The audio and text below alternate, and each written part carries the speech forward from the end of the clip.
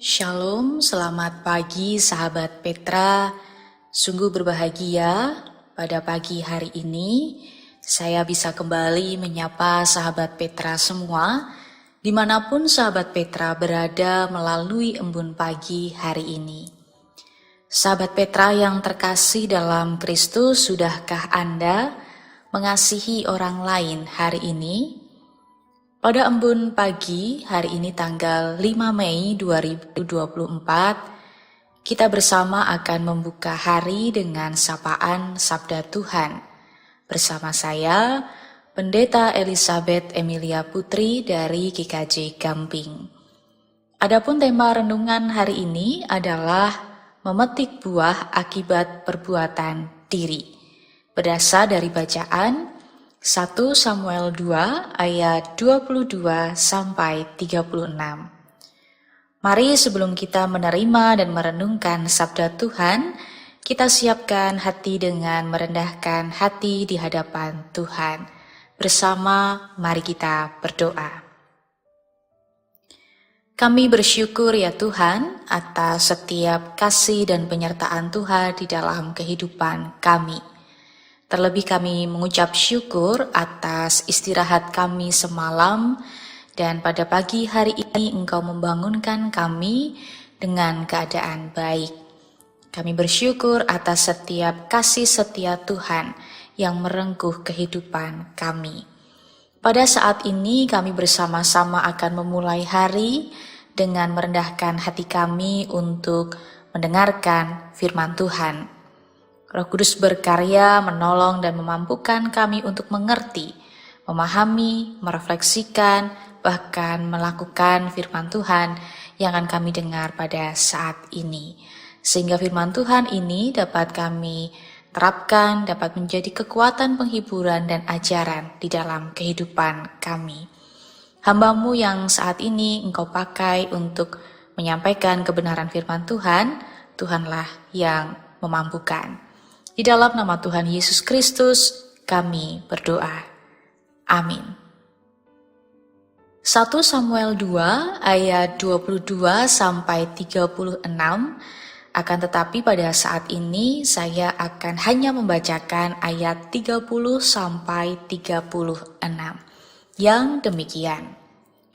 Sebab itu demikianlah firman Tuhan Allah Israel, sesungguhnya aku telah berjanji, keluargamu dan kaummu akan hidup di hadapanku selamanya. Tetapi sekarang, demikianlah firman Tuhan, jauhlah hal itu daripadaku, sebab siapa yang menghormati aku akan kuhormati, tetapi siapa yang menghina aku akan dipandang rendah. Sesungguhnya akan datang waktunya, bahwa aku akan mematahkan tangan kekuatanmu dan tangan kekuatan kaummu, sehingga tidak ada seorang kakek dalam keluargamu. Maka engkau akan memandang dengan mata bermusuhan kepada segala kebaikan yang akan kulakukan kepada Israel, dan dalam keluargamu takkan ada seorang kakek untuk selamanya. Tetapi seorang daripadamu yang tidak kulenyapkan dari lingkungan mezbahku akan membuat matamu rusak dan jiwamu merana. Segala tambahan keluargamu akan mati oleh pedang lawan. Inilah yang akan menjadi tanda bagimu, yakni apa yang akan terjadi kepada kedua anakmu itu, Hofni dan Pinehas.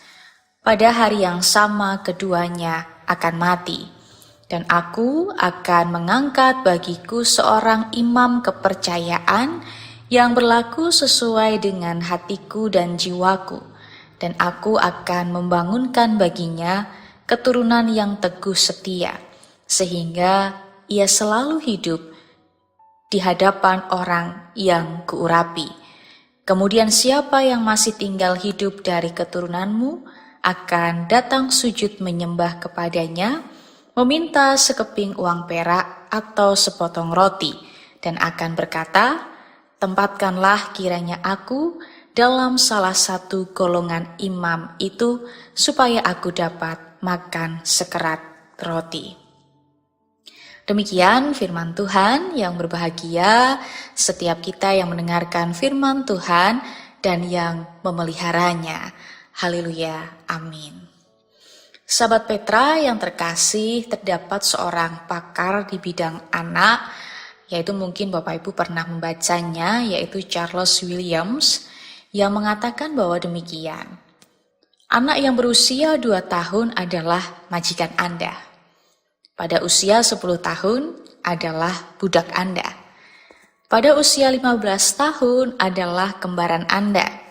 Dan setelah itu akan menjadi kawan Anda atau musuh Anda. Itu tergantung bagaimana Anda membesarkannya.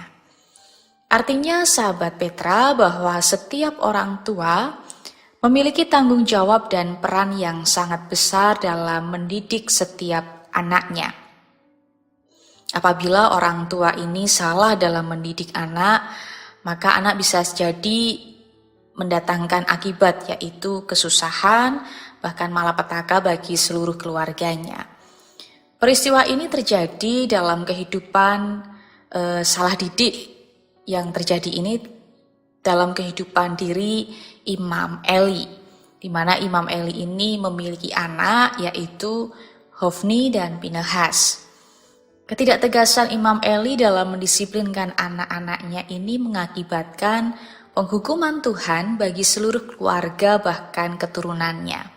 Bahkan Imam Eli sendiri mendapat hukuman berat karena ia tidak mendidik anak-anaknya dengan tegas. Kesalahan-kesalahan yang dilakukan oleh anak-anak Imam Eli adalah beberapa hal. Yang pertama yaitu keserakahan. Para imam dan keluarga mereka hidup dari persembahan umat Israel.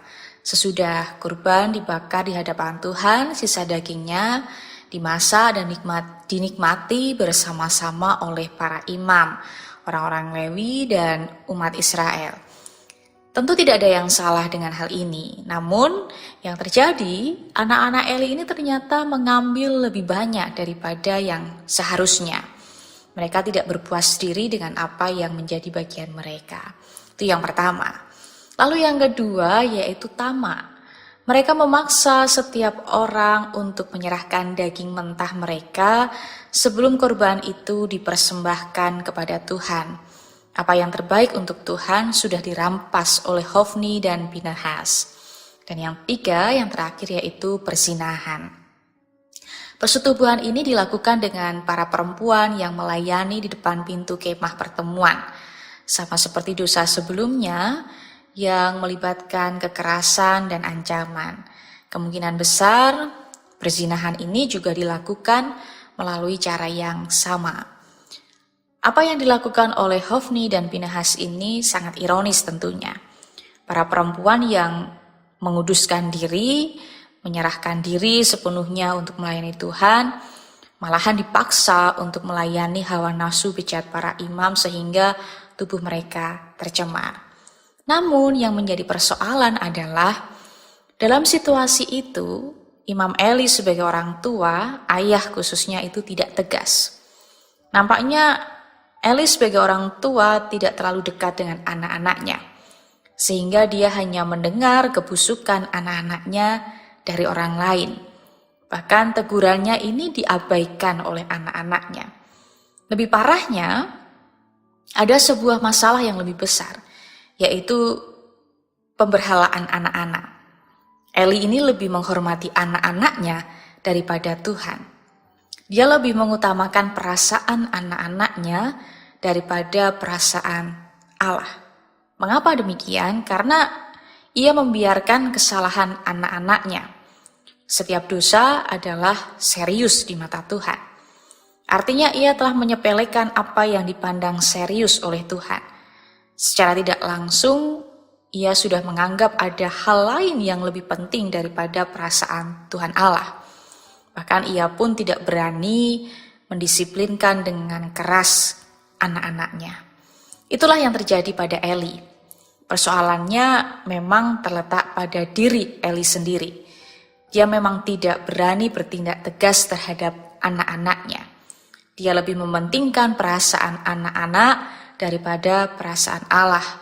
Sikap lemah seperti itu membuat Hofni dan Pinahas tidak bisa lagi dikendalikan sehingga mereka menjadi anak-anak yang tidak mengindahkan Tuhan. Sebenarnya Imam Eli ini tidak dapat lagi disebut sebagai pelayan atau melayani Tuhan karena ia disebut tamak. Dalam dosa keserakahan itu wajarlah jika ia lebih menghormati anak-anaknya daripada menghormati Tuhan. Dosa inilah yang menyebabkan Tuhan membatalkan janjinya sehingga keluarga Eli tidak dapat lagi melayani Tuhan. Tuhan mengutuk keluarga itu turun-temurun sehingga tidak berumur panjang. Jika ada yang hidup sekalipun, maka ia akan mengemis untuk menjabat sebagai imam demi perutnya yang lapar. Sungguh ini sesuatu yang sangat tragis. Sahabat Petra yang terkasih, apa yang diperbuat oleh Imam Eli dan anak-anaknya mengakibatkan hidup mereka ini bersama dengan seluruh keluarga dan keturunannya tidak berada dalam pimpinan janji Tuhan. Hidup mengalami penderitaan. Maka kita pun belajar melalui peristiwa ini untuk senantiasa bertindak dengan baik dan benar, supaya apa yang kita petik pun sesuatu yang baik dan benar. Jangan sampai kita ini menduakan Tuhan, bahkan tidak menghormatinya demi orang lain atau demi hal yang lain. Ini adalah dosa yang sangat besar. Sadar atau tidak sadar, kita sering melakukan apa yang dilakukan oleh Imam Eli. Hidup penuh dengan ketidaktegasan, bernegosiasi dengan hidup yang tidak benar.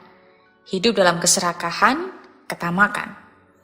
Kita sering bernegosiasi dengan hal-hal yang kita rasa kecil, namun tetap merupakan hal yang tidak benar.